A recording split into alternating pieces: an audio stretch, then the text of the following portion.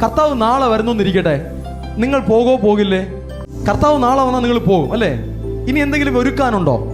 കർത്താവിനോട് പോകാൻ കണക്കിന് വെപ്രാളം പിടിച്ച് എന്തെങ്കിലും ഒരുക്കാനുണ്ടോ?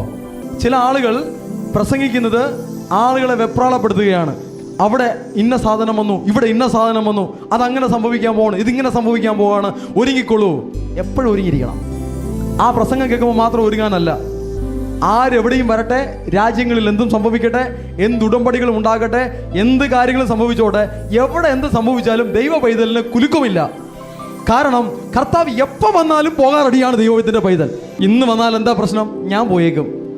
നാളെ വന്നാൽ എന്താ പ്രശ്നം? ചിലരുടെ മനോഭാവം ഇതാണ്, ഒരു 10 വർഷം കഴിഞ്ഞെങ്കിൽ ഞാനൊന്ന് ഒരുങ്ങിയിരിക്കാമായിരുന്നു. അങ്ങനെയല്ല. 10 വർഷം എന്തിനാ കഴിയുന്നേ? ഇന്ന് വരുന്നെങ്കിൽ ഇന്ന്, കുറച്ച് കാലം കഴിഞ്ഞ് വന്നെങ്കിൽ അങ്ങനെ. എങ്ങനെ വന്നാലും എനിക്ക് പ്രശ്നമില്ല, ഞാൻ എപ്പോഴും റെഡിയാണ്.